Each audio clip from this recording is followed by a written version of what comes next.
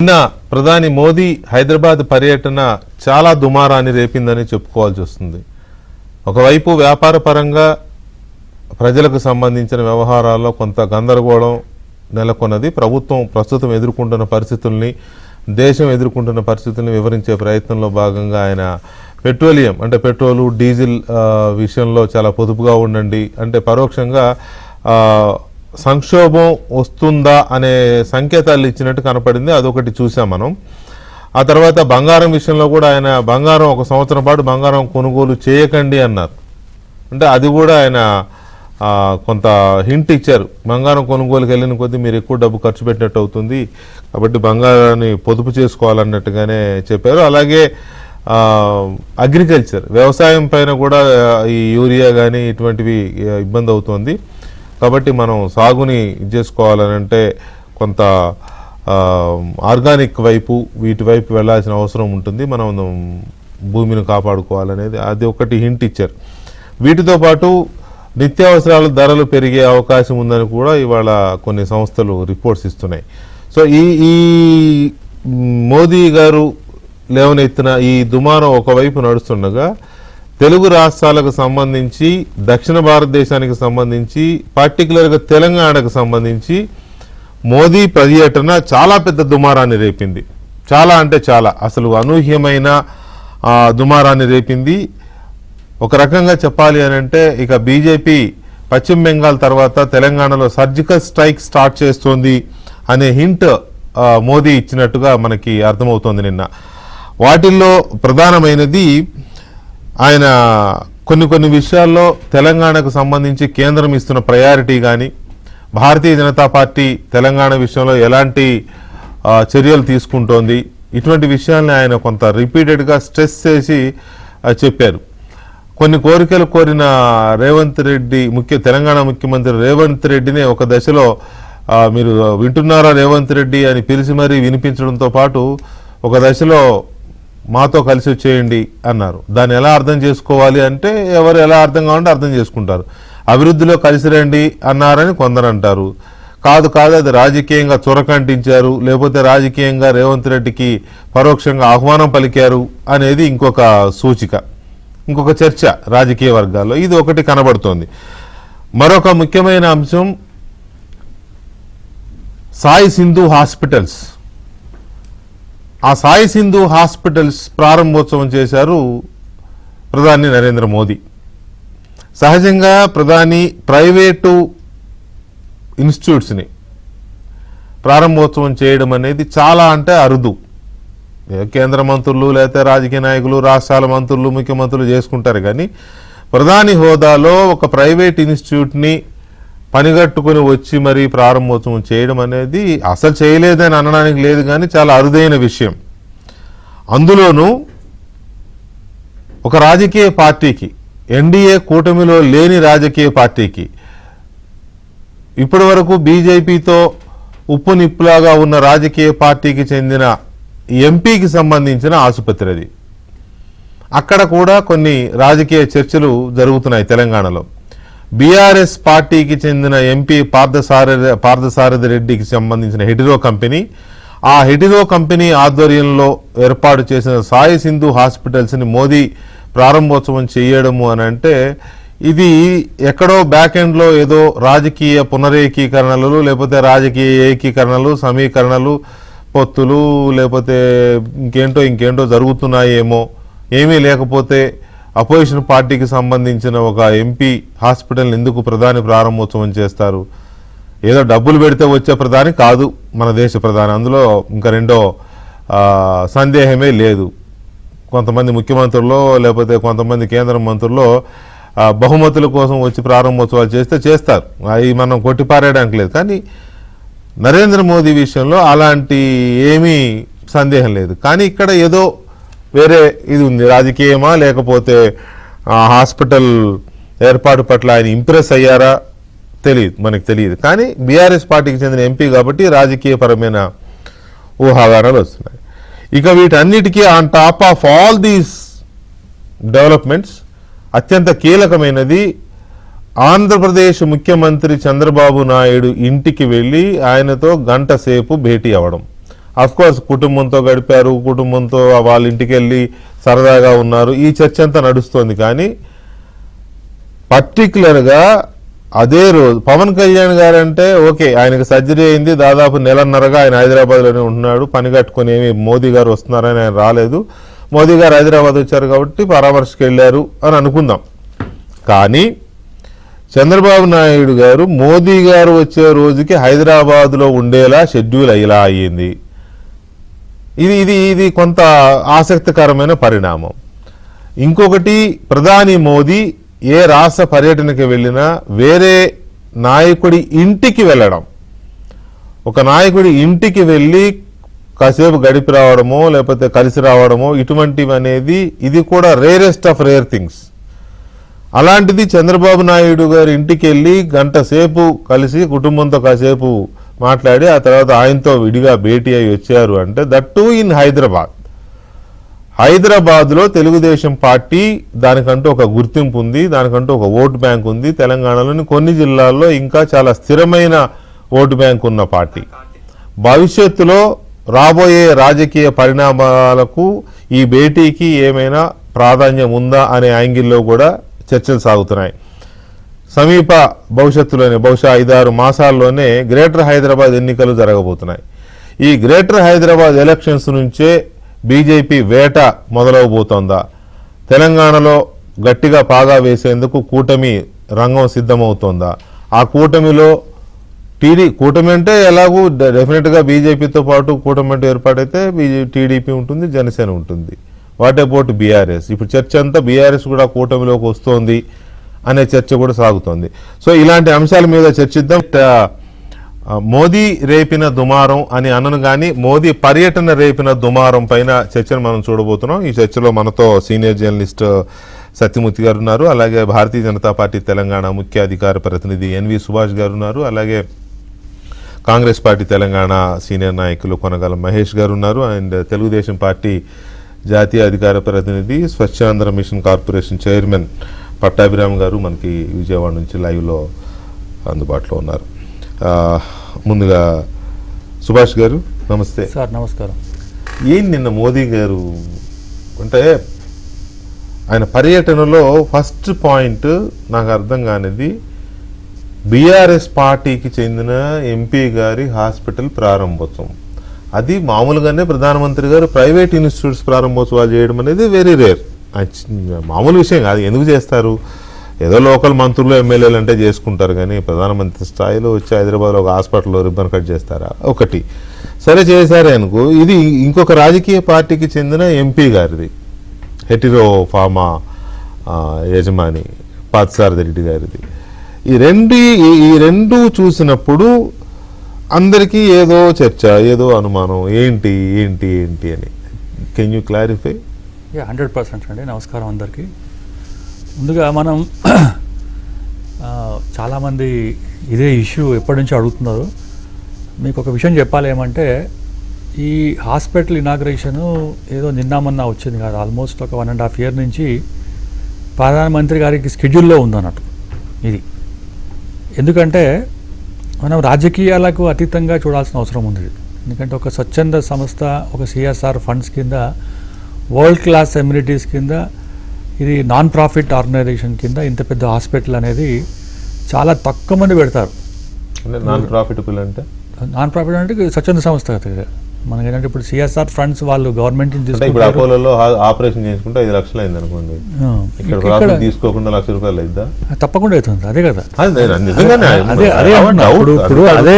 అదే ప్రధానమంత్రి గారు కన్విన్స్ అయ్యారంటే డెఫినెట్ గా ఆ రేంజ్ లో ఉంటేనే అవుతారు. ఆ రేంజ్ లో ఉంది అంటే affordable Medicare for poor people with world class amenities with world class facilities అన్నట్టు. ఓకే, దాని మీద ఇక్కడ ఇంత పెద్ద హాస్పిటల్ వస్తున్నప్పుడు ఒక మనకి సపోర్ట్ సిస్టమ్గా ఉండాలని చెప్పి ఇది 100% అంటే పేద ప్రజలకు బాగా జరుగుతుందని చెప్పి కన్విన్స్ అయిన తర్వాతనే ఇక్కడికి రావడం కూడా జరిగింది. ఇప్పుడు రిలయన్స్ వాళ్ళు ఒక పెద్ద హాస్పిటల్ పెట్టినారు బాంబేలో, ఏంటంటే ముంబైలో. టాటా వాళ్ళు పెట్టినారు, వాటికి కూడా వెళ్తున్నారు. ఇప్పుడు ఏమంటారు, అంబానీ, అదానీ, మోదీ అంటారు. అట్లా కాకుండా నేను ఏమంటున్నానంటే రాజకీయాలకు అతీతంగా ఒక మంచి ఫెసిలిటీస్ పెట్టినప్పుడు 100% రావాలన్నట్టు. క్యాన్సర్ హాస్పిటల్ ఉంది ఇక్కడ, పరశురామ తారక రామ హాస్పిటల్ ఉంది అన్నట్టు. వాటికి కూడా చాలా 100% వాటికి ఇది అంటే ఫ్రీ కింద పూర్ పీపుల్కు క్యాన్సర్ ట్రీట్మెంట్ అనేది చాలా బాగా చేస్తున్నాం అన్నట్టు. సో ఇది రాజకీయాలు అక్కడ ఏంటంటే అతీతంగా మాట్లాడుతున్నాం మనం. ఇప్పుడు అటువంటి దానికి వచ్చిందంటే అందులో చాలా మీకు కూడా ఏంటంటే బెనిఫిట్ ఆఫ్ డౌట్ ఉంటుంది. దీంట్లో ఏంటంటే బీఆర్ఎస్ సంబంధించిన ఒక ఎంపీ గారికి వస్తుంది అంటే వచ్చడం అనే దాని మీద. బట్ ఇవాళ వచ్చింది ఏంటంటే తెలంగాణ రాష్ట్రంలో అభివృద్ధి కార్యక్రమాలు దానికి మోదీ గారు రావడం జరిగింది. 9,400 కోట్లు చూస్తూ ఉంటారు. గతం మనం ఎప్పుడు కూడా ఏంటంటే కంపారిటివ్ స్టేట్మెంట్ చేయాలి మనం ఎప్పుడు కూడా. గతంలో బీఆర్ఎస్ పార్టీ అధికారంలో ఉన్నప్పుడు సేమ్ ఇదే development activities, infrastructure development activities పెట్టినప్పుడు కేసీఆర్ గారు చాలా దూరంగా ఉండి కనీసం ఒక ప్రోటోకాల్ కూడా పాటించకుండా మోదీ గారు వస్తే వేరే మంత్రిని ఏంటంటే మొత్తం పంపించి పెట్టారు. వ్యాక్సిన్ అప్పుడు వచ్చినప్పుడు కూడా వెళ్ళలేదు, ఎప్పుడు వెళ్ళలేదు. ఈసారి రేవంత్ రెడ్డి గారు మరి ఏంటంటే తెలంగాణ రాష్ట్రం కూడా అభివృద్ధి చెందాలంటే నేను ఏమంటున్నానంటే మన ముఖ్యమంత్రి అంటే రాష్ట్రానికి తెలంగాణ రాష్ట్రానికి ముఖ్యమంత్రి అవన్నీ ఓకే పోయిందంటే దాంట్లో వెళ్తున్నాను అదే కదా చెప్తున్నా. ఈ హాస్పిటల్ ఒక పెద్ద చర్చ నడుస్తుంది తెలంగాణ. దానికి మీరు క్లారిటీ ఇచ్చే ప్రయత్నం చేశారు. ఏంటి అంటే ఇది ఇప్పటిది కాదు, 1 year పైనుంచే దీని మీద ఒక చర్చ వాళ్ళు ఎప్పటి నుంచో అడుగుతున్నారు. పైగా ఇది సిఎస్ఆర్ ఫండ్స్ తోటి నో లాస్ నో ప్రాఫిట్ ఏమో, నో లాస్ నో ప్రాఫిట్ కింద ప్రజలకి సర్వీస్ చేయడానికి వచ్చిన వరల్డ్ క్లాస్ ఫెసిలిటీస్తో పెట్టారు అనేది బహుశా ప్రైమ్ మినిస్టర్ ఆఫీస్ కన్విన్స్ అయి ఉంటుంది. ప్రైమ్ మినిస్టర్ గారు వచ్చారు అనేది మీరు చెప్పింది దాన్ని బట్టి నాకు అర్థమైంది. Right, okay. ఇది బీఆర్ఎస్ ఎంపీ గారి హాస్పిటల్ మహేష్ గారు. దీనికి మోదీ గారు అసలు ప్రధానమంత్రి గారు ఒక ప్రైవేట్ ఇన్స్టిట్యూట్ని ఆర్గనైజ్ చేయడం అంటే అది ఎంతో పెద్ద ఇదైతేనే వెళ్తారు. అంటే ఒక జాతీయ స్థాయిలోనో అంతర్జాతీయ స్థాయిలోనో ఉన్న రక్షణ రంగానికి సంబంధించిందో లేకపోతే ఇంకోటో కదా. అలాంటిది హైదరాబాద్లో ఒక హాస్పిటల్. దీని మీద మీ పార్టీ ఏం ఆలోచిస్తుంది, ఏమనుకుంటుంది మహేష్ గారు? వికే గారు గుడ్ ఈవినింగ్.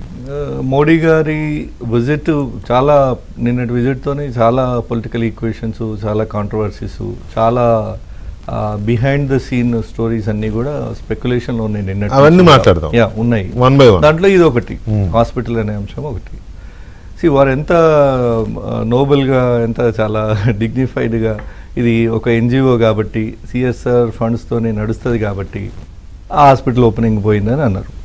నిజంగానే దేశంలో ఈ ఉన్న మొత్తం రాష్ట్రాలలో ఎన్ని రాష్ట్రాల్లో పర్యటన చేస్తే ఎంత గొప్ప సంస్థలు ఎన్ని ఉన్నాయో ఆయా రాష్ట్రాల్లో కనీసం వేల మీద లెక్క పెట్టేటి రాష్ట్రానికి 10 ఉంటాయి. ఇంతకు మించిన చాలా ఉన్న రాష్ట్రానికి 10 అంటున్నా, ఇంకా ఎక్కువ అంత దూరం ఎందుకు. అట్లా ఉన్నా కూడా ఎన్ని రాష్ట్రాలు విజిట్ చేసినప్పుడు వాటిని విజిట్ చేసినారనే ప్రశ్న ఉత్పన్నం అవుతుంది. మోడీ గారు ఎన్ని కార్యక్రమాలకు అటెండ్ అయినరు, ప్రైవేట్ కార్యక్రమాలకు అనేది. అది దానికి సమాధానం బీజేపీ నాయకుల దగ్గర కానీ మోడీ గారు కానీ సమర్థించుకునే అంతగా లేదు అనేది వాస్తవం. నిన్న ఎందుకు పోయినరు అంటే ఇది సిఎస్ఆర్ కాదు, ఇది ఇంకోటి కాదు, కానీ హెటిరో అనే సంస్థ బీజేపీకి బీఆర్ఎస్కి అనుసంధానమైనటువంటి వ్యక్తి. హెటిరో అధిపతి ఎవరైతే పార్థసారథి రెడ్డి గారు ఉన్నారో బీఆర్ఎస్కి బీజేపీకి అనుసంధానకర్త. భగవంతునికి భక్తునికి అంబికా దర్బార్ ఎట్లనో హెటిరో రెండు కలిపే ఒక డ్రగ్ అనమాట. మంచిగానే కాంటెక్స్లో కూడా బాగానే ఉపయోగపడుతుంది. ఇట్స్ ఎ డ్రగ్ బిట్వీన్, అయింది బాండింగ్ డ్రగ్ అన్నట్టు. ఇలా ఫెవికాల్ బంధానికి పునాది ఏంటంటే హెటిరో సంస్థ యొక్క నిధులు. నేను ఆదాయాలతో ప్రూవ్ చేయడానికి ఈ స్టేట్మెంట్ ఇచ్చిన. ఈ హెటిరో పార్థసారథి రెడ్డి గారు బీఆర్ఎస్ రాజ్యసభ సభ్యుడు, ఇదైతే కాదనలేని సత్యం. ఇట్లాంటి హాస్పిటల్ 100 ఉన్నాయి, వాటికి మోడీ పోలేదు, ఇది కూడా కాదనలేని సత్యం. మరి ఎందుకు దీనికే స్పెషల్ ఇంట్రెస్ట్ అంటే ఈయన బీజేపీ యొక్క ఎలక్టోరల్ బాండ్స్ కొన్నాడు. దగ్గర 137.5 కోట్ల రూపాయల బీజేపీ యొక్క ఎలక్టోరల్ బాండ్స్ కొన్నారు. అంటే బీజేపీ పార్టీకి 140 కోట్లు రామారమి డొనేషన్స్ ఇచ్చిండ్రు. బీఆర్ఎస్ సభ్యుడే కాబట్టి వాళ్ళకి అఫీషియల్గా అయితే 117 అంటే 120 కోట్లు దగ్గర డొనేషన్స్ ఇచ్చిండు. సో ఇది ఆర్థిక మూలాలతో ముడిపడి ఉన్న బంధం. రేపు రాబోయే జిహెచ్ఎంసీ ఎన్నికల్లో మీకు గుర్తూనే ఉంటుంది, గతంలో కూడా ఎలక్షన్ జరుగుతున్నప్పుడు ఇదే హెటరో పార్థసారథి రెడ్డి మీద రైడింగ్ జరిగితే 500 కోట్లు పట్టుబడ్డాయి. లిక్విడ్ క్యాష్, లిక్విడ్ దొరికిందని అది ఓపెన్ స్టేట్మెంటే కదా. ఈడీ కేసు కూడా అయినట్టుంది, కేసు కూడా అయింది. సో రేపు రాబోయే ఎన్నికల ఖర్చులు బీజేపీ బీఆర్ఎస్ కు కలిపి హెటరో ద్వారానే మళ్లించాలనేది ఒక చక్ర వ్యూహం, ఒక రాజకీయ వ్యూహం రచించి దానిలో భాగంగా నిన్నటి హాస్పిటల్ ఇనాగ్రేషన్ అనేది జస్ట్ మీకు కనబడే ఫ్రంటల్ ఫోకస్ కోసం ప్లేయింగ్ టు ద గ్యాలరీ మాత్రమే. దాని వెనకాల రాజకీయం వేరే ఉంది, దాని వెనకాల ఇంట్రెస్ట్ వేరే ఉంది. ఆయన గతంలో డబ్బులు ఇచ్చినాడు బీజేపీకి, నేను ఆధారాలతోనే చెప్తున్నా కదా. చాలా మంది ఎలక్టోరల్ బాండ్స్ కొంటారు, అట్లాగా ఆయన కొన్నారు, చాలా మంది కొంటారు. ముందు బీజేపీ బయట పెట్టలేదు, సుప్రీంకోర్టు ఆర్డర్స్ ఇచ్చినాక అవి బయటకు వచ్చినాయి ఆ నిధులు కూడా. అది సీక్రసీయే, బీజేపీకి ఎంత ఇచ్చినాడని అంతకుముందు సీక్రసీయే. సుప్రీంకోర్టు ఆదేశాల తర్వాత బయటకు వచ్చింది, అది రైడ్లలో బయటపడ్డది. సో ఈ ఏదైతే ఫెవికాల్ బంధం బీఆర్ఎస్ బీజేపీకి ఉందో దానికి నిన్న హాస్పిటల్ ఇనాగ్రేషన్ అనేది కేవలం ఒక జనాల్ని మభ్య పెట్టేందుకు వీళ్ళు వాడుకుంటున్న ఫోటో వేదిక మాత్రమే. దీని వెనకాల రాజకీయ కోణాలు ఉన్నాయి అనేది ఒకటి. రెండు, ఒకవేళ ఏదీ లేకపోతే దేశంలో ఇన్ని సంస్థలు ఉండగా కేవలం హెటరో పార్థసారథి రెడ్డి గారి హాస్పిటల్ ఇనాగ్రేషన్ కి ఎందుకు పోవాల్సి వచ్చింది అనేది కూడా ఒకటి. ఎంత పెద్ద పెద్ద సంస్థలు నడుస్తున్నాయి, అదే కదా, చాలా ఉన్నాయి దేశంలో, ఒకటి రెండు కాదు కదా. అసలు ఇప్పుడు ఏదైతే నిన్న హాస్పిటల్ ఏదైతే ఓపెన్ చేసినారో దాన్ని మించిన తలదన్నే సంస్థలు వందల వేల కొద్ది ఉన్నాయి ఈ దేశంలో. ఏ రోజు మోడీ గారు వాటిని విజిట్ చేయలేదు. నిన్న హైదరాబాద్ వచ్చిండ్రు, రేపు రాబోయే రోజుల్లో జిహెచ్ఎంసీ ఎన్నికలు కానీ ఆ పైన జరిగే ఎన్నికల్లో కానీ ఈ కూటమి జట్టు ఏదైతే కట్టబోతుందో దానికి నిన్న పునాది రాయి వేసిపోయిండు. అభివృద్ధి కార్యక్రమాలకు కాదు, నిన్న పునాది వేసింది. బీఆర్ఎస్, బీజేపీ, టీడీపీ, జనసేన వీళ్ళందరూ కలిపి పునాది రాయేసిపోయింది. శంకుస్థాపన అంటారు కార్యక్రమం, కూటమి జట్టు కట్టడానికి శంకుస్థాపన. మంచి రోజులు కదా, ముహూర్తం పెట్టిపోయిండు. దానికి కోశాధికారిగా హెటరో సంస్థ పార్థసారథి రెడ్డి గారు వ్యవహరించబోతున్నారు. ఇది నిన్న జరిగినటువంటి తతంగం. దీనికి ఇది ఎన్జిఓ కాబట్టి వచ్చిండ్రు. దేశంలో 100 ఎన్జిఓలు ఉన్నాయి, ఎందుకు పోతలేరు? స్వచ్ఛంద సేవా సంస్థలు 100,000 నడుస్తున్నాయి. మోడీ గారు ఎన్ని సంఘాలకు పోయిండు, ఎన్ని సంస్థలకు పోయిండు, ఎన్ని సంస్థల యొక్క ఇనాగ్రేషన్ కి పోయిండు? పోలేదు.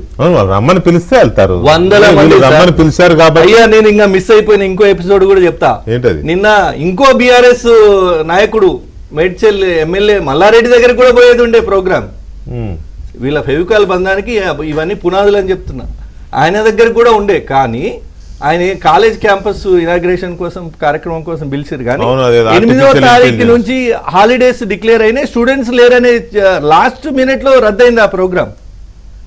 మొన్న 8వ తారీఖు ఈ విద్యార్థులకు వెకేషన్స్ ఇచ్చారు కాబట్టి విద్యార్థులు లేక సభ అక్కడ నిండుగా కనబడదు కాబట్టి బాగోదని వాళ్ళు మళ్ళీ పిఎంఓ రిక్వెస్ట్ చేసుకుంటే లాస్ట్ మినిట్ లో ప్రోగ్రామ్ క్యాన్సిల్ అయింది.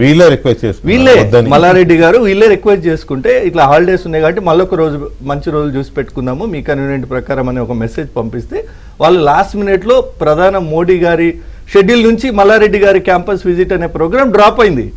ఇంతకంటే ఆధారాలు ఏం కావాలి? సత్యమూర్తి గారు, ఇక్కడ పాయింట్ ఏంటంటే పబ్లిక్ మనీతో పబ్లిక్ ప్రాజెక్ట్స్ చాలా నిన్న శంకుస్థాపనలు ప్రారంభం అన్ని వర్చువల్గా జరిగాయి. హాస్పిటల్కి మాత్రం ప్రధానమంత్రి గారు నేరుగా వెళ్ళి చేశారు. వెళ్ళడం తప్పు ఒప్పు అనేది నేను డిస్కస్ చేయబోవడం లేదు.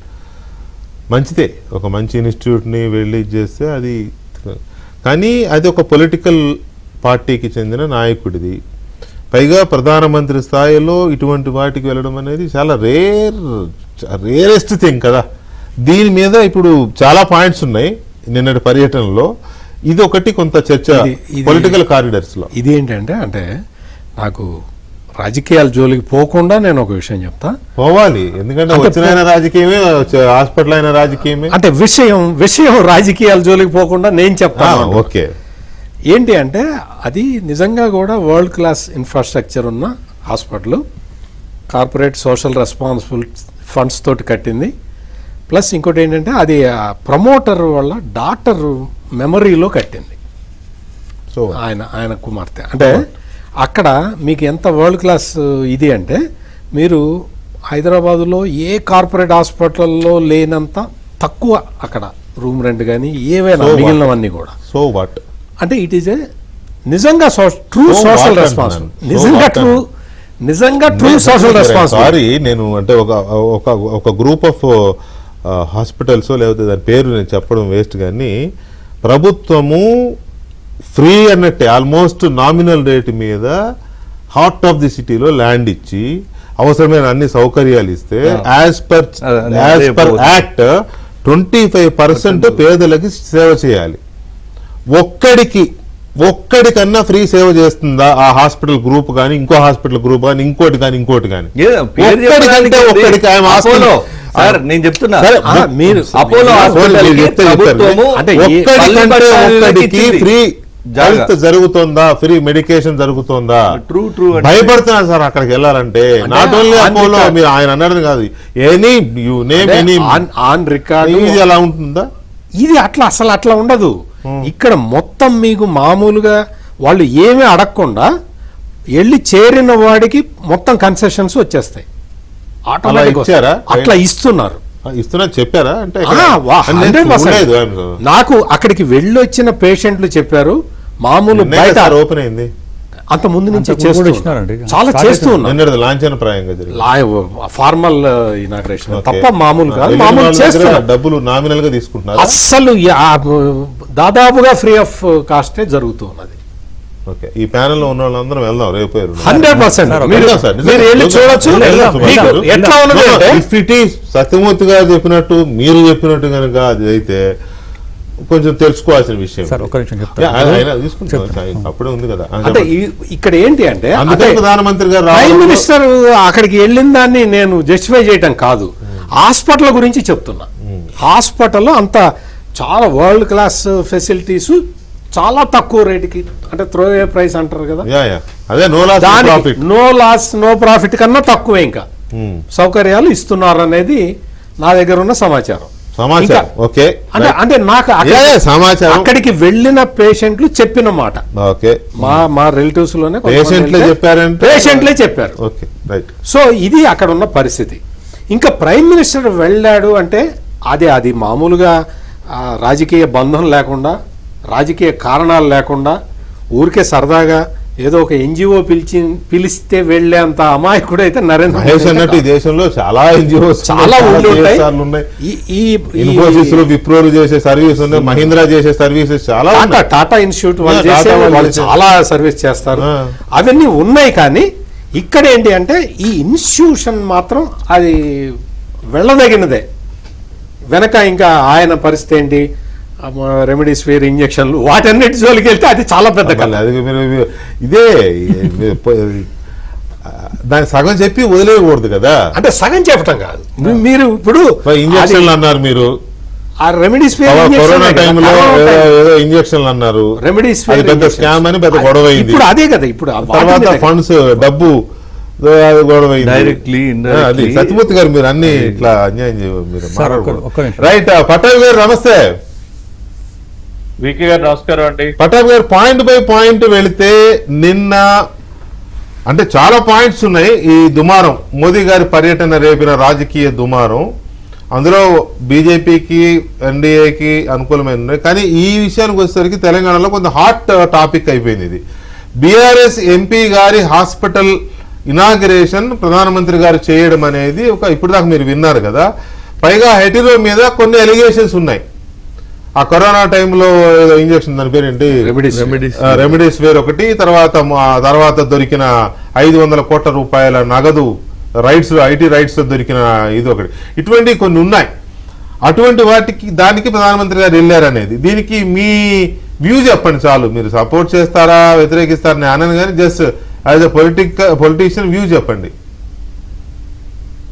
వికే గారు, అంటే హాస్పిటల్ కి సంబంధించి ఇప్పుడు ప్యానెల్లో ఉన్నటువంటి పెద్దలిద్దరు కూడా చెప్తా ఉన్నారు, అది ఒక సేవాభావంతో ఆయన కుమార్తె జ్ఞాపకార్థం ఆయన నిర్మించినటువంటి hospital, state of the art technology, latest equipment అంతా కూడా పెట్టి అతి తక్కువ ధరకే వైద్యం అందిస్తున్నటువంటి ఒక ఆసుపత్రి కాబట్టి ప్రధానమంత్రి గారు వెళ్ళటం జరిగిందని చెప్తూ ఉన్నారు. నాకు ఇన్డెప్త్ హాస్పిటల్లో నిజంగా యాక్టివిటీ ఆ స్థాయిలో ఉందా లేదా అనేది నాకు ఇన్డెప్త్ తెలియదు, కానీ బట్ ప్రధానమంత్రి గారు ఒక మంచి జరుగుతున్నటువంటి ఒక సంస్థ ఇనాగ్రేషన్ కి వెళ్ళటం తప్పేమీ కాదన్నది నా భావన. మీరు కూడా అన్నారు, మనం కూడా వెళ్ళి చూద్దామని కూడా అన్నారు, కాబట్టి దయచేసి అటువంటిది ఏదైనా ఉంటే ఖచ్చితంగా నలుగురికి ఉపయోగపడేటటువంటి ఒక సంస్థ ఏర్పడినప్పుడు దాన్ని ప్రోత్సహించడంలో తప్పులేదన్నది నా భావన. సరే, ఆ కంపెనీ గతంలో ఏం చేసింది, వాళ్ళు ఏమన్నా అవినీతికి పాల్పడ్డారా లేదని ఇంకో రకంగా ఏమన్నా తప్పులు చేశారంటే అవి దర్యాప్తు సంస్థల దర్యాప్తు కొనసాగిస్తూనే ఉంటుంది. దానిలో ఏమి వాళ్ళకి ఏమీ లివరేజ్ ఇచ్చేటటువంటి పరిస్థితి ఉండదు. హెట్రో గురించి మనం గతంలో కూడా మాట్లాడుకున్నాం. జగన్మోహన్ రెడ్డి కేసులకు సంబంధించి కూడా హెట్రో సంస్థ చార్జ్ షీట్ లో హెట్రో సంస్థ యొక్క ప్రస్తావన కూడా ఉంది. ఇప్పటికీ కూడా ఆ కేసులు కూడా నడుస్తూ ఉన్నాయి. సో లీగల్ గా జరగాల్సింది జరుగుతూనే ఉంటుంది. కాకపోతే ఇక్కడ ఒక కొన్ని కోట్ల రూపాయలతో 10 మందికి ఉపయోగపడేటటువంటి ఒక ఆసుపత్రి నిర్మించి అతి తక్కువ ధరకే వైద్యాన్ని అందిస్తున్నారు కాబట్టి ఆ భావనతో ఒక మంచి జరుగుతుంది కాబట్టి దాన్ని మనం అటువంటి ఒక సంస్థని ఇనాగ్రేట్ చేయటం కానీ ఒకసారి వెళ్ళి చూడటం కానీ ప్రధానమంత్రి గారు దానికి వెళ్ళటం కానీ దాని పెద్దగా మనం పొలిటికల్ యాంగిల్ లో చూడాల్సిన అవసరం లేదన్నది నా భావన వీకే గారు. Right right. ఇప్పుడు చెప్తానండి. ఇప్పుడు మహేష్ గారు ఏమంటున్నారు అంటే ఏదో అంబికా దర్బార్ భక్తి తర్వాత ఫెవికాల్ అని చెప్పి ఏదో పేర్లు చెప్తున్నారు. బీజేపీకి బీఆర్ఎస్ కి అనేది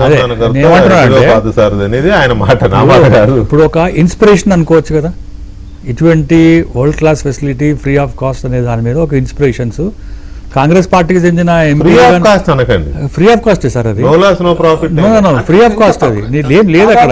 ఇప్పుడు అక్కడ అంటే ఎదురు పెడుతున్నారా? లేదు సార్, క్లారిటీ సుభాష్ గారు ఇక్కడ నాకు ఎందుకు నేను ఈ ప్రశ్న పదే పదే అడగడంలో ప్రజలకు తెలియజేయాలనుకుంటున్నది ఏంటి అంటే, నేను చెప్పాను కదా కొన్ని health houses medical department medical రంగంలో వైద్య రంగంలో ఉన్న చాలా ఇది హాస్పిటల్స్ రైట్ టు హెల్త్ కింద 25% ప్రజలకు పేదవాళ్ళకి ఇవ్వాలి. అవును, కానీ ఏ ఒక్క హాస్పిటల్లో ఇవ్వట్లేదు. అది మీకు తెలుసు, నాకు తెలుసు, ఆయనకి తెలుసు, అందరికి ప్రపంచం మొత్తానికి తెలుసు, ప్రభుత్వానికి కూడా తెలుసు, మోదీ గారికి తెలుసు, రేవంత్ రెడ్డి గారికి తెలుసు, కానీ ఎవరు నోబడీ ఆస్ కదా. అయితే ఇక్కడ మీరు పదే పదే అంటున్నారు కాబట్టి నిజంగా అదే ఉందా? ఫ్రీ అంటే ఫ్రీయా లేకపోతే 50% అయిన దాంట్లో ఇప్పుడు నేను వెళ్ళాను, నాకు ₹1,00,000 బిల్ అయింది, ఫ్రీయా అంటే అట్లాంటిది ఏమన్నా ఉందా? మోదీ గారు బయట ₹1,00,000 అయ్యేది అక్కడ 25,000 అవుతుందండి. నేను ఏమంటున్నా సార్, ఇప్పుడు అక్కడ ఫెసిలిటీస్ అనేది ఒక ఇన్స్పిరేషన్ కూడా. ఇప్పుడు కాంగ్రెస్ పార్టీకి చెందిన ఎంపీయా లేకుంటే బీఆర్ఎస్ పార్టీకి ఎంపీ అని కాదు, ఇది ఒక రోల్ మోడల్ తిరిగా ఇటువంటి కార్పొరేట్ సోషల్ రెస్పాన్సిబిలిటీలో అందరూ ముందుకు రావాలని చెప్పి ఒక మోటివేషన్ ఇచ్చినాడు మోదీ గారు. మీకు సంబంధించిన కాంగ్రెస్ పార్టీ ఎంపీ కనుక అంత పెద్ద ఫెసిలిటీ కనుక చెప్తే మోదీ గారు కూడా రావచ్చు. మరి ఇప్పుడు మోదీ గారు నిన్న పబ్లిక్లో మీటింగ్లో అంత ఇన్ఫ్రాస్ట్రక్చర్ డెవలప్మెంట్ ప్రాజెక్ట్లో ఏమన్నారు, ఆ హమారా సే జోడీ అని చెప్పిందంటే రేవంత్ రెడ్డి గారు అన్నారు. వచ్చిందంటే జర్మనడా చేతులు కలుపుతా అన్నాడు, అదే ఇష్యూ. దాంట్లో వెళ్లే ముందు నేనేమంటున్నా, మీరు వెళ్ళినటువంటి వ్యక్తులు వారికి గత నేపథ్యం కూడా డెఫినెట్ గా కౌంట్ అవుతుంది. అవి కూడా లెక్కలోకి వస్తాయి. హెటిరో అనే సంస్థ 2 ప్రధానమైనటువంటి ఆరోపణలు ఎదుర్కొంటుంది. ఒకటి, WHO కూడా అప్రూవ్ చేసింది ఏంటంటే వీటి వల్ల ఏం మరణాల రేటు తగ్గలేదు కాబట్టి ఇది పనికిమాలిన అనేటట్టుగా రెమిడిసివర్ ను ఉటంకించింది WHO. దానికి ఉటావటిన పర్మిషన్లు ఇచ్చి అప్రూవల్స్ ఇచ్చి దాన్ని ప్రజల మీదకి ఎక్కించింది మోడీ గారు. అప్పుడు ఆయన ఇంత పెద్ద ఆ పత్రం మీద కూడా కరోనా మనం వ్యాక్సిన్ వేయించుకుంటే దాని మీద మోడీ గారి బొమ్మ వస్తుంది. సో అట్లా లేదు వ్యాక్సిన్ సర్టిఫికేట్ కోసం, ఎందుకంటే ట్రావెల్ లో అదే అడిగారు. నేను కూడా అట్లా అది ఎందుకు అది పూర్తిగా ప్రయోగాల నుంచి బయటికి రాకుండానే అన్ని టెస్టులు పాస్ అవ్వకుండా ఎందుకు అప్రూవల్ ఇచ్చిండ్రు, దాని ద్వారా ఎంత ఆర్థిక లాభం పొందిండ్రు, దానిలో ఎవరి వాటా ఎంత అనేది ఒక చర్చ నడుస్తుంది. అది ఓపెన్ సీక్రెట్.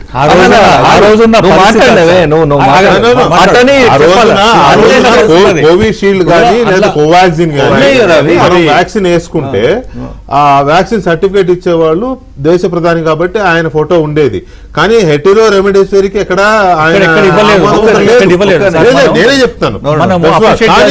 కానీ రెమిడిసివిర్ అనేది కేవలం ప్రజల్లో ఉన్న పానిక్ సిచ్యువేషన్ సొమ్ము చేసుకోవడానికి అనేది వచ్చిన ఇది అని అప్పట్లో చాలా ఎలిగేషన్స్ వచ్చాయి, కేసులు అయినాయి, చాలా చోట్ల రైడ్స్ అయినాయి. ఇదంతా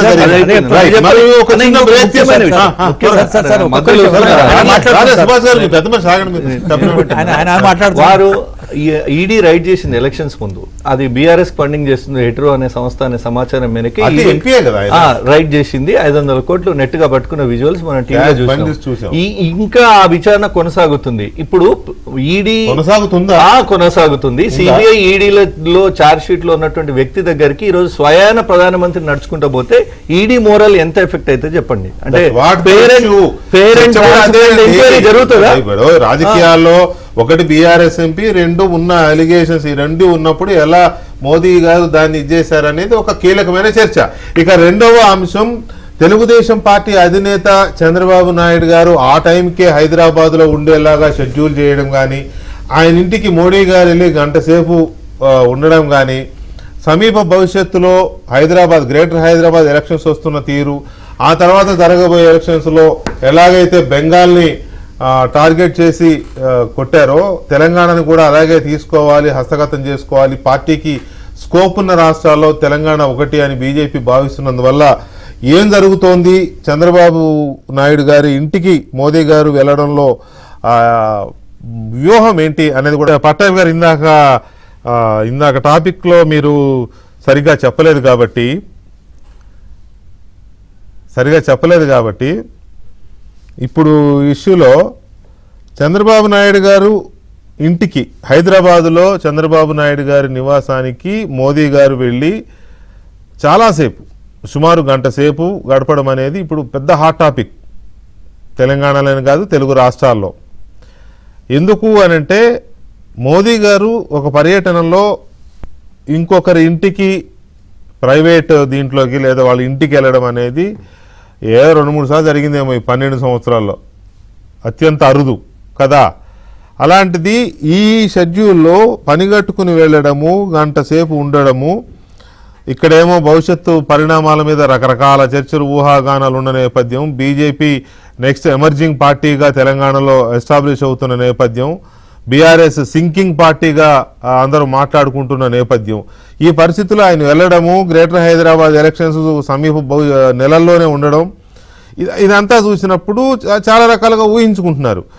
పోనీ దీనికి ఏమైనా చెబుతారా? ఇది కూడా అలాగే ఉంటుందా మీ భాష్యం?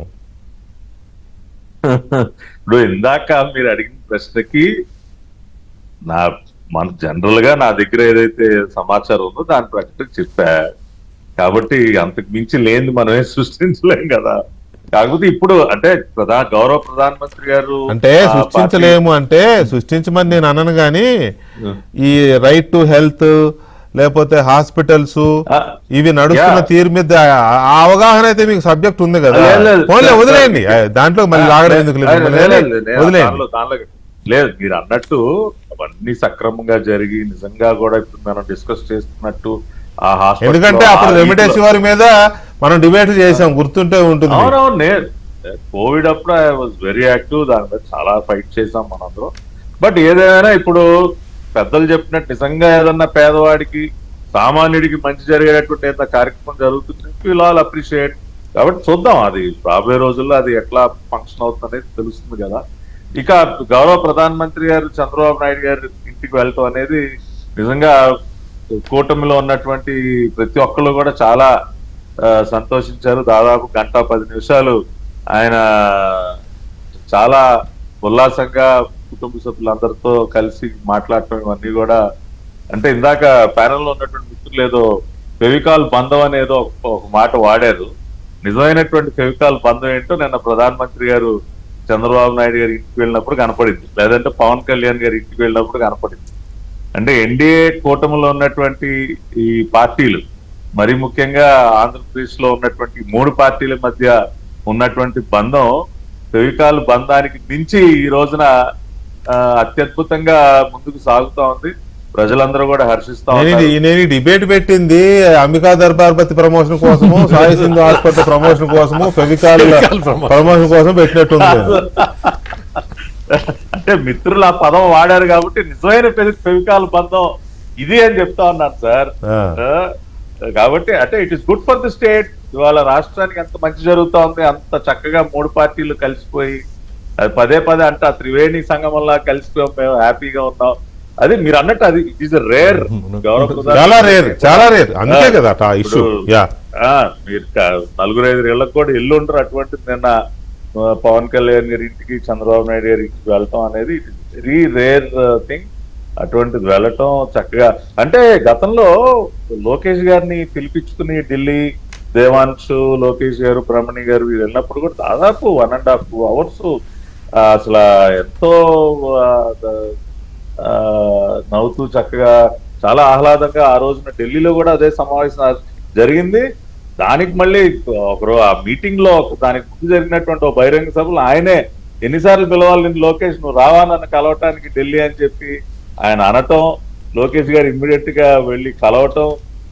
అంటే ఇదేదో నిన్న కావాలని ఏదో ఒక ఎలక్షన్ కోసం లేదా ఇంకొక ఏదో ఒక మెసేజ్ ఇవ్వటం కోసమనే కాకుండా over a period of time, అంటే ఇద్దరి నాయకుల మధ్య ఆ బంధం ఏ రకంగా అది డెవలప్ కాదండి. ఇక్కడ కాదు పట్టాభి గారు ఒక మాట, కలవడాన్ని ఏదో ప్లాన్డ్ గా లేకపోతే సడన్ గా అది వేరు. ఇక్కడ పాయింట్ ఏంటంటే చంద్రబాబు నాయుడు గారు ఇవాళ ఢిల్లీలో ఉన్నారు. 3 రోజుల క్రితం ఢిల్లీలో ఉన్నారు. పశ్చిమ బెంగాల్ సీఎం ప్రమాణ స్వీకారంలో కూడా మోదీ గారు చంద్రబాబు నాయుడు గారు కలిశారు. కలవాలని కూడా ఢిల్లీ వెళ్ళొచ్చు, కలవచ్చు. కానీ హైదరాబాదులో ఉన్న టైము, ఆయన వచ్చే టైంకి ఈయన ఇక్కడ ఉండడం హైదరాబాదులో, అక్కడికి వెళ్ళి కలవడం, అంటే హైదరాబాదులో చంద్రబాబు నాయుడు గారు మోదీ గారు కలిసిన ఇంప్రెషన్ చాలా పెద్ద వైబ్ క్రియేట్ చేస్తుంది పొలిటికల్ గా, చాలా పెద్ద వైబ్ తెలుగు రాష్ట్రాల్లో. సో అది ఆ వైబ్ దేనికోసం క్రియేట్ చేయాలనుకున్నారు నేను అడుగుతున్నది అది. మీరు ఓహో నవ్వుతూ మాట్లాడుకున్నారంటే నవ్వుతూ మాట్లాడుకోకపోతే ఓదార్పు యాత్రలు అది కాదు కదా. లేదు ఇక్కడ ఒకటి గారు, ఇప్పుడు ఎవ్రీ సండే చంద్రబాబు నాయుడు గారు కుటుంబ సభ్యులతోనే ఉంటారు. మోడీ గారు ఏదో హైదరాబాద్ వస్తున్నారు కాబట్టి ఆ రోజు నేను రెడీగా ఆయన కోసం అవైలబుల్ గా నేను ఉండాలి అని అనుకుని ప్లాన్ చేసింది ఏం కాదు. ఎవ్రీ సండే చంద్రబాబు నాయుడు గారు ఈజ్ విత్ ఫ్యామిలీ ఓన్లీ. అది పాయింట్ నెంబర్ 1. కాబట్టి ఇట్ ఈస్ నాట్ సంథింగ్ ఏదో ఆయన కావాలని ఆ టైంకి అక్కడ ఉండటం కాదు. రెండోది ఎప్పుడు కలుస్తున్నారు కదా, కలెక్టర్లో కూడా కలిశారు కదా మన ప్రమాణ స్వీకారం. చంద్రబాబు నాయుడు గారిని కలిశారు, భువనేశ్వర్ గారు, బ్రహ్మణి గారు వీళ్ళందరూ చంద్రబాబు నాయుడు గారు వెంట తిరుగుతారు. ఒక ఫ్యామిలీని కలవటం వేరు, చంద్రబాబు నాయుడు గారిని ఒక్కరిని కలవటం వేరు సార్. ఇప్పుడు మోడీ గారు చంద్రబాబు నాయుడు గారి కుటుంబాన్ని తన కుటుంబంగా భావిస్తా ఉన్నారు. ఈ రోజున ప్రతి ఒక్కరితో ఆయన అటువంటి ఒక మంచి రిలేషన్ అది మెయింటైన్ చేస్తా ఉన్నారు. దేవాంశతో కూడా ఎంతో చక్కగా ఆయన మాట్లాడటం, గతంలో మాట్లాడారు. ఎన్టీఆర్ ట్రస్ట్ కార్యక్రమాలను అభినందించారు. భువనేశ్వర్ గారు చేసినటువంటి కార్యక్రమంలో ఒక ఫ్యామిలీని మీట్ అవ్వాలని ఆయన ఎలాగో హైదరాబాద్ అంటే ఎలాంటి సిగ్నల్స్ పొలిటికల్ గా ఎలాంటి ఇంప్రెషన్స్ ఇచ్చే ఉద్దేశం లేదని మీరు చెప్పదలుచుకున్నారా సార్? అంటే ఇప్పుడు ఖచ్చితంగా పొలిటికల్ ఇంపార్టెన్స్ ఉంటుందండి. అంటే ప్రధానమంత్రి గారు చంద్రబాబు నాయుడు గారి ఇంటికి వెళ్తాం, పవన్ కళ్యాణ్ గారి ఇంటికి వెళ్తాం, అంత సమయం గడపడం అనేది ఖచ్చితంగా పొలిటికల్ ఇంపార్టెన్స్ ఉంటుంది. నేను ఉండదని అంటే అది జనం నవ్వుతారు. ఉంటుంది నేను అడుగుతున్నది ఇంపార్టెన్స్ కాదు, ఇంప్రెషన్స్. ఇదే నేనేమంటున్నానండి, తెలంగాణలో ఉన్న ప్రజలకి గాని తెలంగాణలో ఉన్న రాజకీయ శక్తులకు గాని ఒక ఇంప్రెషన్ ఇచ్చే ఆ ఉద్దేశం లేదంటారా ఈ భేటీకి? సార్ ఇప్పుడు పవన్ కళ్యాణ్ గారి విషయంగా అయితే ఆయన సర్జరీ చేయించు, అవును ఆయన ఉన్నారు, ఎప్పటికీ ఇక్కడ ఉన్నారు కాబట్టి వెళ్ళారు. సో అదేమి దాన్ని మనం తప్పుపట్టాల్సింది లేదు. అదేదో ఒక ఇంప్రెషన్ క్రియేట్ చేయటానికి అని కూడా మనం అనుకోవటానికి లేదు.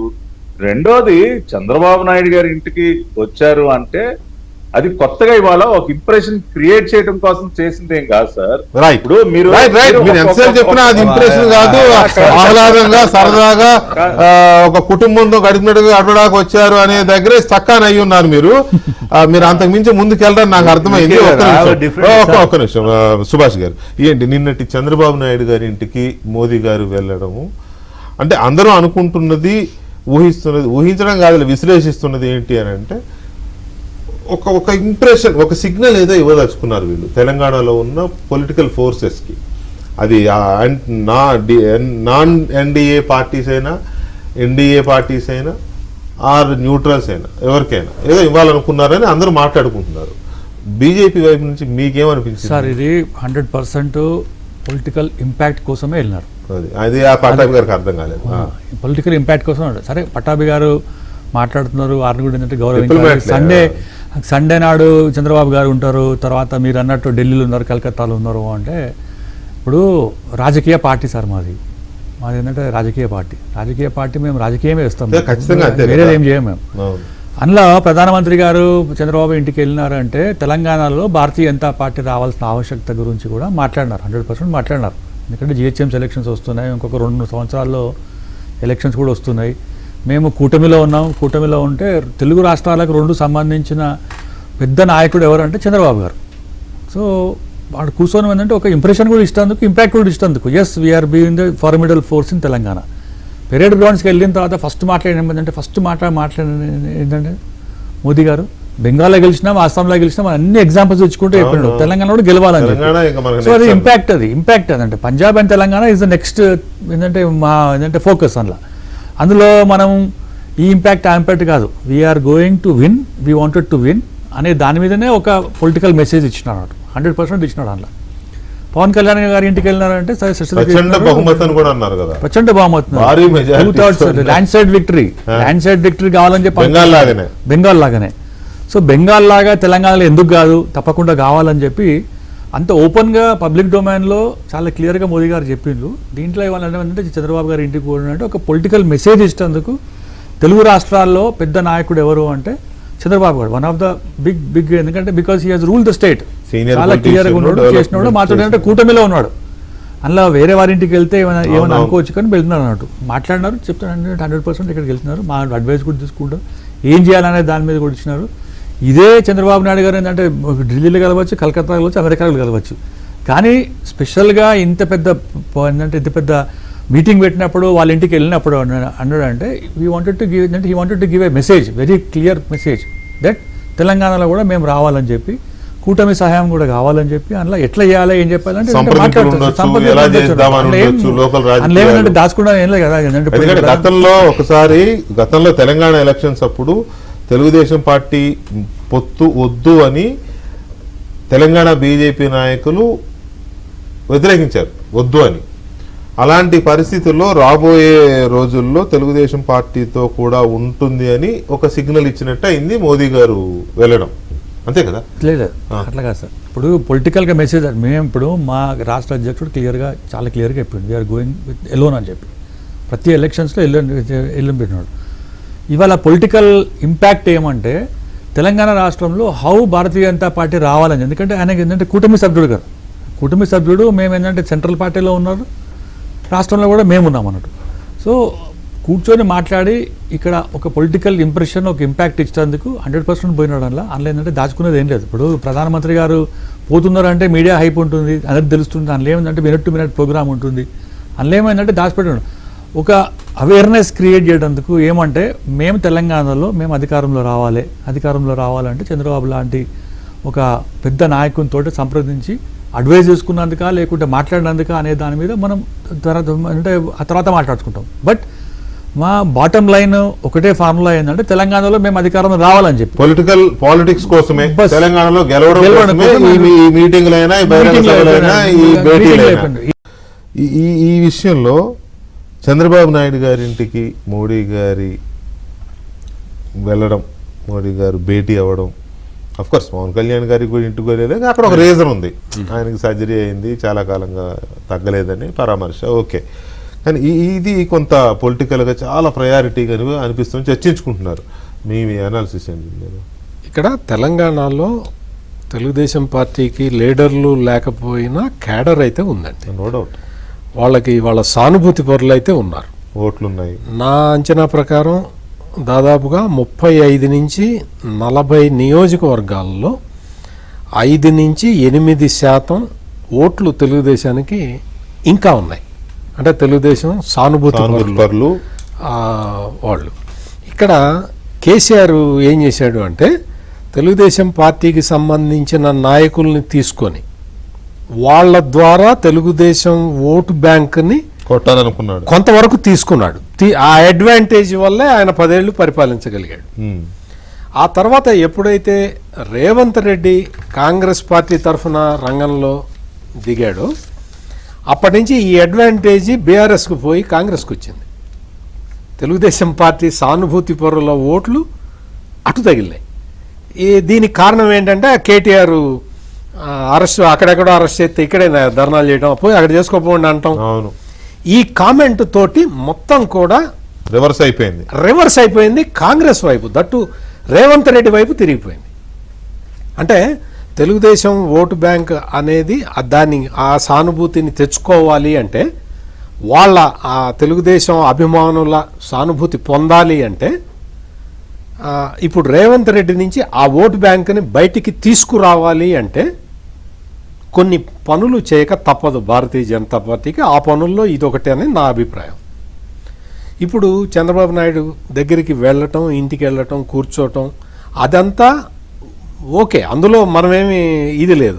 ఆ గెస్చరే, వెళ్ళటం అనే గెస్చరే, అక్కడ ఏం జరిగింది అనేది మనకు తెలియదు, మనకు సంబంధం కూడా వెళ్ళడం అనేది మనం లెక్కలోకి తీసుకుంటాం. వెళ్ళటం అనేది ఒక్కదాన్నే తీసుకుంటే ఖాళీగా ఉండరు కదా రాజకీయ నాయకులు, ఉండరు కదా. మరి అది మాట్లాడతారు, ఏం మాట్లాడతారు ఏంటి అంటే రాజకీయం పార్టీ కదా మాట్లాడతారు. ఇందాక ఆయన అన్నారు కదా రాజకీయ పార్టీ, ఆయన చెప్పింది రాజకీయ పార్టీ రాజకీయమే మాట్లాడతాం అన్నారు. నేనేమంటున్నానంటే ఆంధ్రప్రదేశ్ చాలా బాగా ఒక దేశం మొత్తానికే గ్రోత్ ఇంజన్ లాగా ఉంది కాబట్టి ఇంకా బాగా పెంచండి చంద్రబాబు గారు అని చెప్పడానికి వెళ్ళాడు మోడీ ప్రైమ్ మినిస్టర్, ఢిల్లీలో కలవట్లేదు అని అనొచ్చు. అంటే దానికి మనకు తెలియదు కదా లోపల ఏం జరిగిందని మనకు తెలియదు.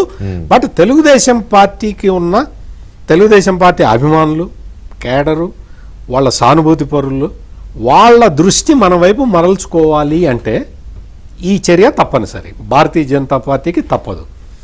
డైరెక్ట్గా తెలుగుదేశం పార్టీతో పొత్తు పెట్టుకుంటారా లేదా అనేది ఇప్పుడే క్లారిటీ లేదు. బీజేపీ కూడా దాన్ని వ్యతిరేకించవచ్చు, ఎందుకంటే నాయకత్వం అపోజ్ చేయవచ్చు, గతంలో చేశారు. ఏదో అంటారు, ఇప్పుడు మళ్ళీ బీఆర్ఎస్ వచ్చేసి ఎగబడుతుంది కదా, అందుకని అది కూడా కారణం. అటువంటి కారణాలు ఉంటాయి కాబట్టి డైరెక్ట్ గా పొత్తు పెట్టుకోవటం అనేది అది సాధ్యం అవుతుందో కాదో ఇంకా టైం. ఈ కూటమిలో బీఆర్ఎస్ కూడా ఉంటుంది, బీజేపీ, టీడీపీ, జనసేన తో పాటు బీఆర్ఎస్ కూడా ఈ కూటమిలో ఉంటది అనే ఒక చర్చ కూడా ఉంది. మనం అనుకున్న వ్యవహారం కానీ అవి కానీ ఇవి కానీ చాలా. వికే గారు, నాకు తెలిసి నా పొలిటికల్ క్యాలిక్యులేషన్లు, నా జర్నలిజం అనుభవం ప్రకారం చూస్తే బీఆర్ఎస్ ని ఎవరు రానివ్వరు. ఏ పార్టీకి ఓటు బ్యాంక్ ఉంది, ఏ బ్యాంకు ఎన్ని ఓటు బ్యాంకులు ఉన్నా లీడర్షిప్ కి క్రెడిబిలిటీ లేకపోతే ఎవరు రానివ్వరు.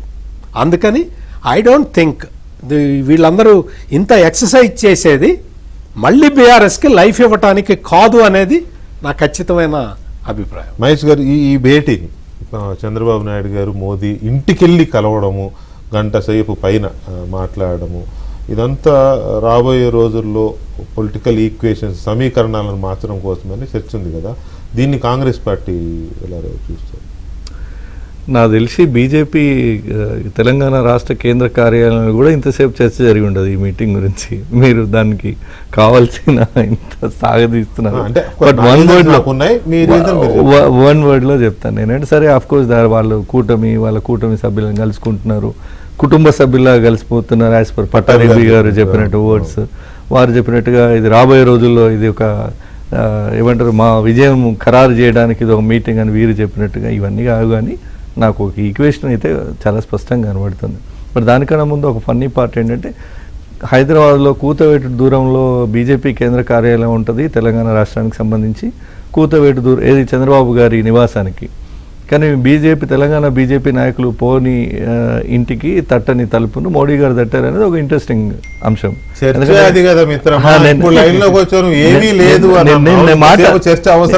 అది ఎందుకు గతంలో కిషన్ రెడ్డి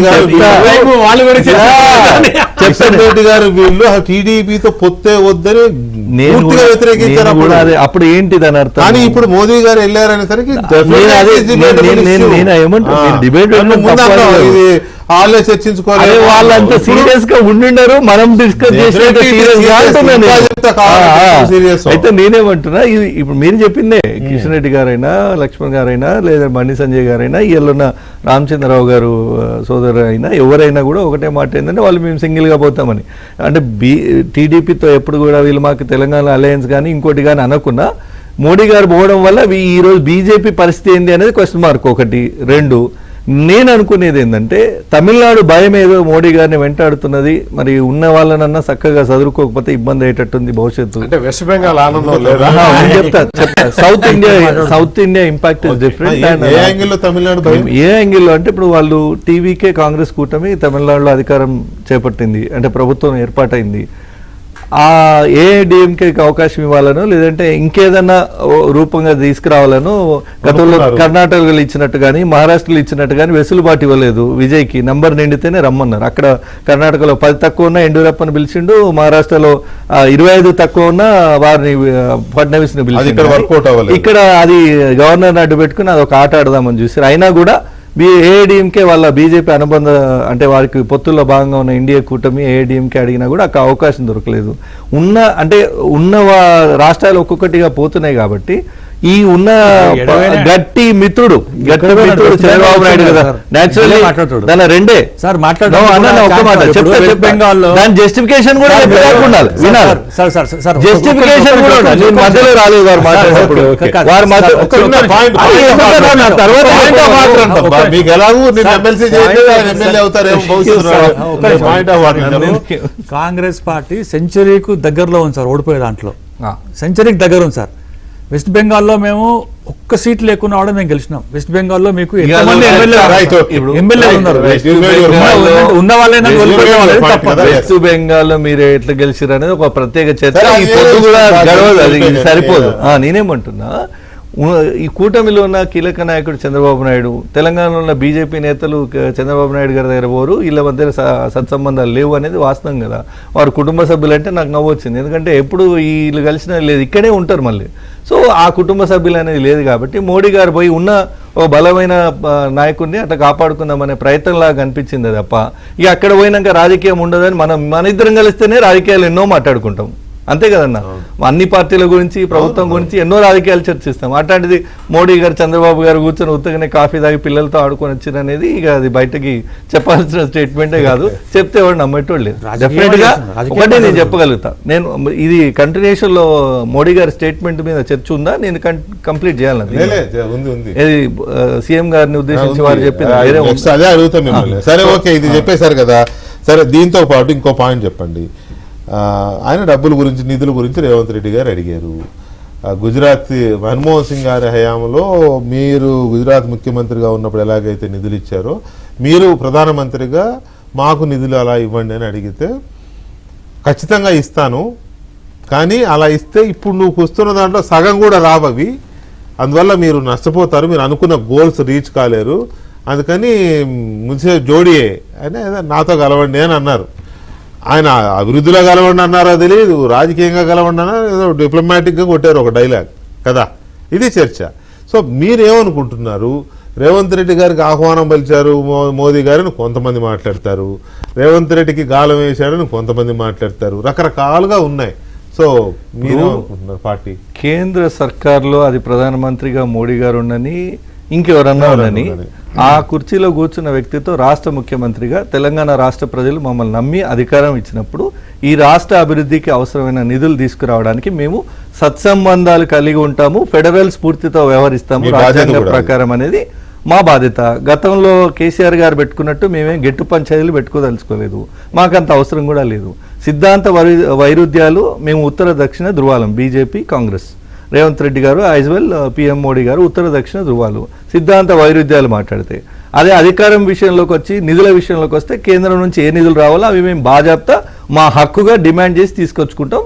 మాకు కూడా మీరు గతంలో మీకు దక్కినట్టు మాకు నిధులు ఇవ్వండి, ప్రతిపక్షాలు అధికారంలో ఉన్న దగ్గర తెలంగాణ బడ్డింగ్ స్టేట్ కాబట్టి ఇతోధికంగా సాయం చేయమని ముఖ్యమంత్రి గారు హుందాగా గౌరవంగా అడిగారు. దానికి ప్రధాని గారు ఓ మాట ఏంటంటే మాతో జోడి అంటే కలపండి అన్నారు. డెఫినెట్ గా అభివృద్ధిలో తెలంగాణకు నిధులు ఇస్తామంటే మేము ఎన్ని నిధులు ఇస్తే అన్ని తెచ్చుకొని అభివృద్ధి చేసి ఫలితాలు చూపిస్తాం తెలంగాణ రాష్ట్ర ప్రజలకైనా, రేపు బీజేపీ అధికారంలో ఉన్న రాష్ట్రాలకైనా రోల్ మోడల్గా ఉంటాం. కానీ దీన్ని బీఆర్ఎస్ కానీ ఇంకొంతమంది బీజేపీ నాయకులు వెనకాల రేవంత్ రెడ్డి గారి చూడండి బీజేపీతో లేదా మోడీతో అలయబోతున్నారు, లేదా మోడీతో గెలవబోతున్నారు అని ఒక చిల్లర రాజకీయానికి తగిలిపిండ్రు. ఇది కోడిగుడ్డు మీద ఈకలు బీకే రాజకీయం తప్ప, రంధ్రాన్ని వేసి తప్ప ఇందులో ఏం నిజాలు లేవు. ఓన్లీ ప్రభుత్వాలుగా కలిసి పనిచేస్తాము అనేది ఆనాడు చెప్పినాం, ఈనాడు చెప్తున్నాం. మీరు చెప్పారండి, అక్కడ చెప్పింది మీరు కాదు, మోడీ గారు. నేను అదే అంటున్నా. అయితే దీనికన్నా ముందు రేవంత్ రెడ్డి గారి స్టేట్మెంట్ ఒకటి పవర్ఫుల్ స్టేట్మెంట్ ఉంటుంది. రేపు రాబోయే రోజుల్లో మొత్తం ఒక పక్క రేవంత్ రెడ్డి కాంగ్రెస్ ఒక పక్క అనే మాట రేవంత్ రెడ్డి గారు స్పష్టంగా చెప్పారు.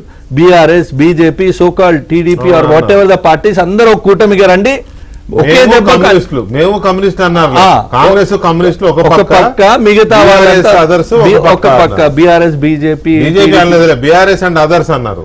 ఒక ప్రైవేట్ ఇంటర్వ్యూలో మొన్నటి స్టేట్మెంట్ కాదన్నా, దానికన్నా ముందు కూడా రెండు చెప్తున్నా. రెండు అట్లయినా ఇట్లయినా వాళ్ళు కూటమి కదా, బీఆర్ఎస్ కూటమిలో బీజేపీ సభ్యులు అదర్స్ ఒక కూటమి అంటే దాని అర్థం బీజేపీ అక్కడ ఉంటది. అంతకు ముందు ఒక డిబేట్ లో చాలా క్లియర్ గా బీఆర్ఎస్ బీజేపీ కలిపి రమ్మనండి, ఒకే దెబ్బకు రెండు పిట్టలు ఖతం చేసేస్తా అని చెప్పిండ్రు. సో మేము రేవంత్ రెడ్డి గారు ఒక్కరిని ఇన్ని పార్టీలు కలిసి ఎదుర్కొనే శక్తి సామర్థ్యాలు అన్ని పార్టీలకు లేవు కాబట్టి అందరు జతగడుతున్నారు. మేము ఇండిపెండెంట్ గా పవర్ఫుల్ ఎజెండాలు మేము అంటే యాజ్ ఎ కాంగ్రెస్ పార్టీ మాకు ఇంత పెద్ద క్యాడర్ ఉండి ప్రజా సంక్షేమం అభివృద్ధి చేస్తున్నాము. రేవంత్ రెడ్డి గారు మాట్లాడితే రైట్, మోదీ గారు రేవంత్ రెడ్డి గారికి ఆహ్వానం పలికారు అనే చర్చ గాని, లేదా అభివృద్ధిలో కలిసిపోయి ముస్సే జోడీ అన్నారు కదా. ఇప్పుడు ఏమంటారంటే గుజరాత్ లో మీరు ముఖ్యమంత్రిగా ఉన్నప్పుడు యూపీఏ ప్రభుత్వం మన్మోహన్ సింగ్ గారు బాగా నిధులు ఇచ్చిన అని చెప్తున్నాడు. దాంట్లో ఏమంటున్నారు అంటే మా వర్షన్ ఏమంటే, గుజరాత్లో ముఖ్యమంత్రిగా ఉన్నప్పుడు there was no corruption. First thing, there was only development. There is only development. Physical federalism అంటున్నాడు. ఇప్పుడు ఫిజికల్ ఫెడరలిజం అంటే ఆర్థిక వ్యవస్థను ఒక ఫైనాన్షియల్ డిసిప్లిన్గా మోదీ గారు 12 సంవత్సరాలు పెట్టి గుజరాత్ రోల్ మోడల్ అయింది అన్నాడు. తెలంగాణ రోల్ మోడల్ కాలే. తెలంగాణ రోల్ మోడల్ అయిందంటే ఇవాళ అడుక్కున్న చిప్ అయిపోయింది మనకు. ఇవాళ హమారే సే జోడియే అంటే మీరు ఏంటంటే జోడియే అంటే మీ దగ్గర ఎమ్మెల్యే ఉన్నారా, మా దగ్గర ఉన్నారా బీఆర్ఎస్ వాళ్ళు? సంవత్సరాలు కాపాడేదిగా ఫ్రెండ్. ఇప్పుడు జాయిన్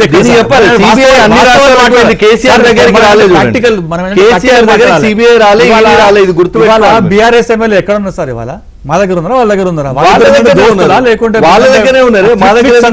క్విక్ ఫిక్స్ అంటారు చూడండి, స్పీకర్ గారు చెప్పారు కదా పెట్టుకుంటారు. వాళ్ళు ఇప్పుడు వాళ్ళిద్దరు ఉన్నారు, స్పీకర్ గారు వాళ్ళ దగ్గర పోతారు, వాళ్ళ దగ్గర పోతే వీళ్ళ దగ్గరకు వస్తారు. ఇప్పుడు ఏంటంటే ఇప్పుడు స్పీకర్ మీ దగ్గర కూడా వచ్చారు కదా, ఎంపీలు అయ్యారు కదా. అదే వాళ్ళకి ఏమంటే ఒకటే దాంట్లో ఉంటారు అన్నట్టు. ఇప్పుడు ఆ ఎమ్మెల్యేలు ఇక్కడ, ఈ ఎమ్మెల్యేలు అక్కడ. ఏమంటున్నా అంటే గుజరాత్ మోడల్ అనేది దేశం మొత్తం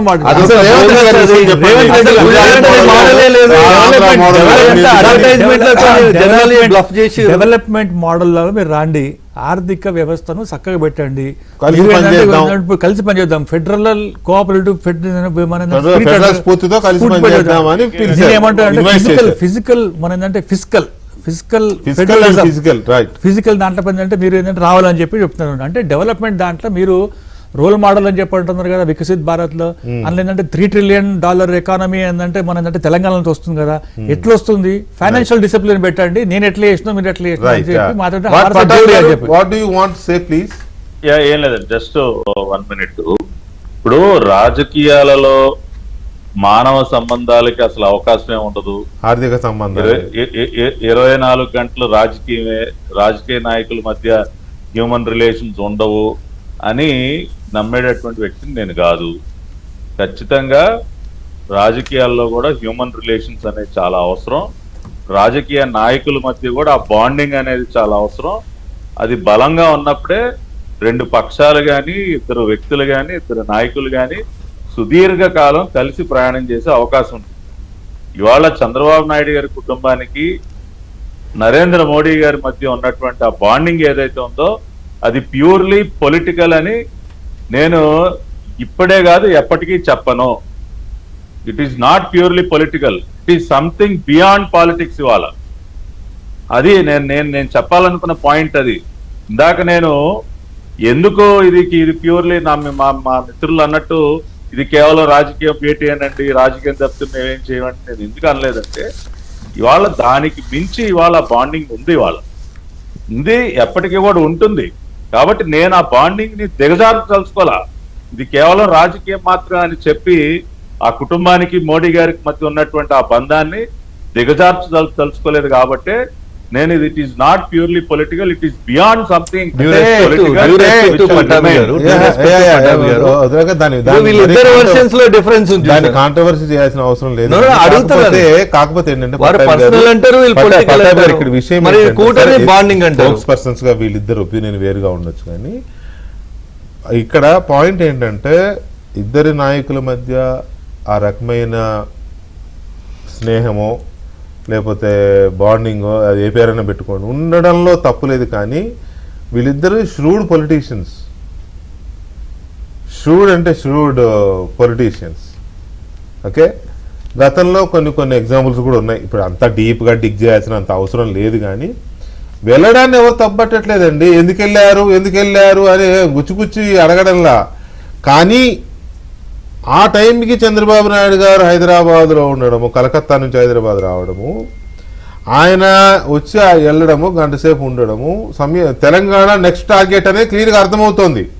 బెంగాల్ తర్వాత నెక్స్ట్ టార్గెట్ తెలంగాణలో వితౌట్ తెలుగుదేశం క్యాడర్స్ అంత ఈజీ కాదు ఏ పార్టీకైనా. For that matter I'm saying Revanth Reddy కూడా ఈజీ కాదు అని టెలింగ్.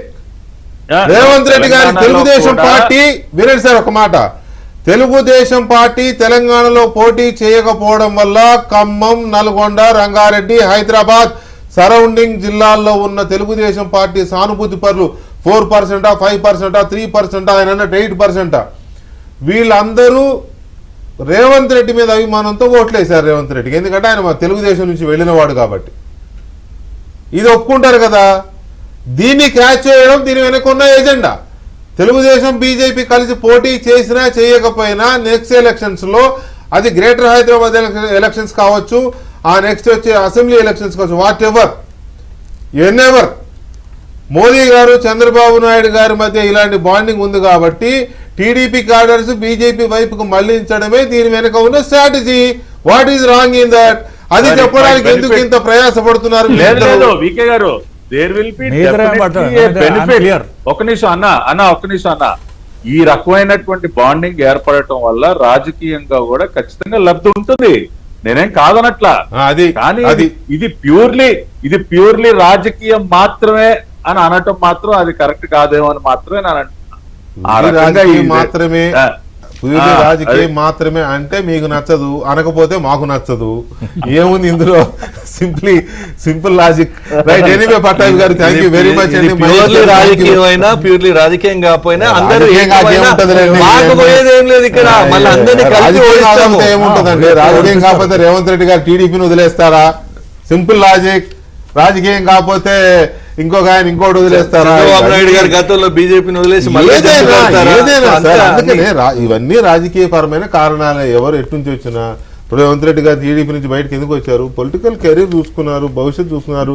తెలంగాణలో టీడీపీ అధికారంలో రావడం కల్లా, కాబట్టి తనకు ఒక ఆబిషన్ ఉంది ముఖ్యమంత్రి అవ్వాలంటే ఏం చేయాలి? రాజకీయం కాకపోతే డిఎంకే వదిలేసి విజయ్ తోటి వెళ్తుందా కాంగ్రెస్? ఇప్పుడు అన్నాడీఎంకే చీలిపోతుంది అక్కడ. కాంగ్రెస్ అన్నాడీఎంకే నిలువున చీలిపోతుంది.